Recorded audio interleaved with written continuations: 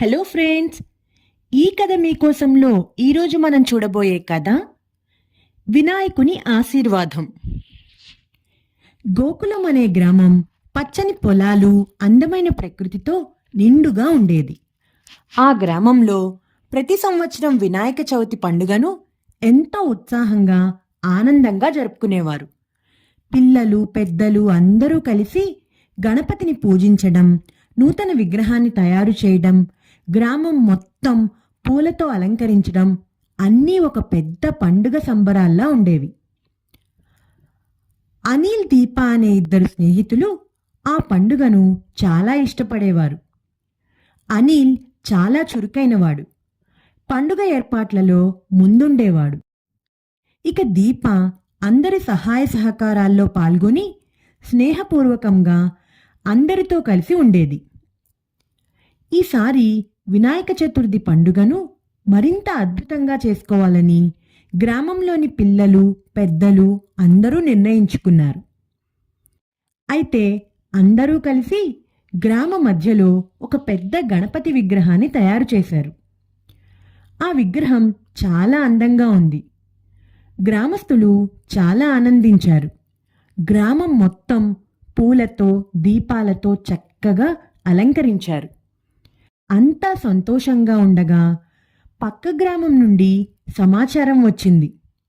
ఆ గ్రామంలో మరింత పెద్దదిగా, మరింత అందంగా వాళ్ళు విగ్రహం తయారు చేశారని తెలిసి ఈ గోకులం గ్రామస్తులలో కొంత అసంతృప్తి మొదలైంది.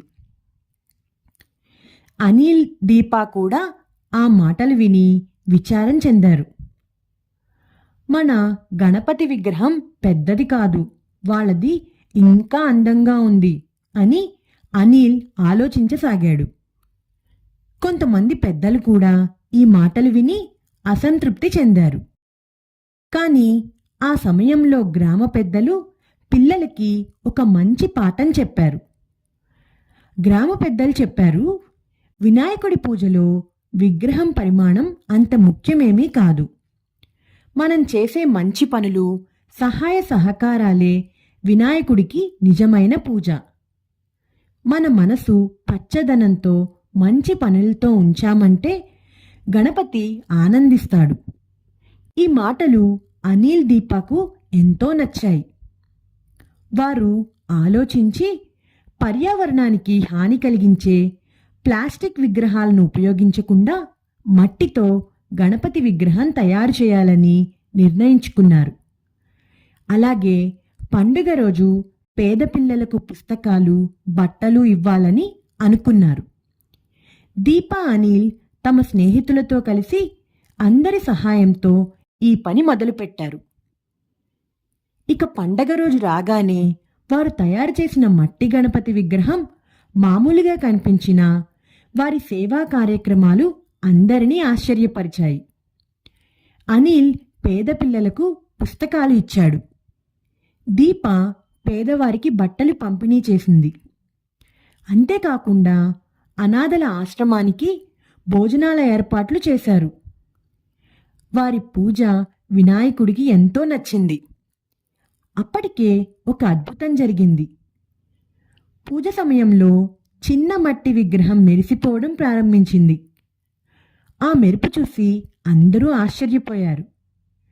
అది వారి పెద్ద పూజల వల్ల కాదని, పిల్లలు చేసిన మంచి పనులకి గణపతి ఆనందించి ఆశీర్వదిస్తున్నాడని అందరూ భావించారు. ఆ రోజు తర్వాత గ్రామంలో ప్రతి ఒక్కరూ విగ్రహం పరిమాణం గురించి కాకుండా మనం చేసే మంచి పనుల మీద దృష్టి పెట్టాలి అనుకున్నారు. పిల్లలు తమ సేవా కార్యక్రమాలను కొనసాగిస్తూ గణపతి పండుగను మానవత్వంతో జరిపారు. ఈ కథలో నీతి ఏంటంటే, వినాయకుడి విగ్రహం పెద్దదా, అందమైనదా అనేది ముఖ్యం కాదు. వినాయకుడికి నిజమైన పూజ మనం చేసే మంచి పనులు, సహాయ సహకారాలు, ఇతరులకి సహాయపడటం, వారిని ప్రేమించడం పండుగలో ఉన్న నిజమైన ఆనందం. ఈ కథ మీకు నచ్చిందా పిల్లలు? నచ్చినట్టయితే లైక్ చేయండి, షేర్ చేయండి, కామెంట్ చేయండి, ఇంకా సబ్స్క్రైబ్ కూడా చేసుకోండి. గంట కొట్టని వాళ్ళు కూడా గంట కూడా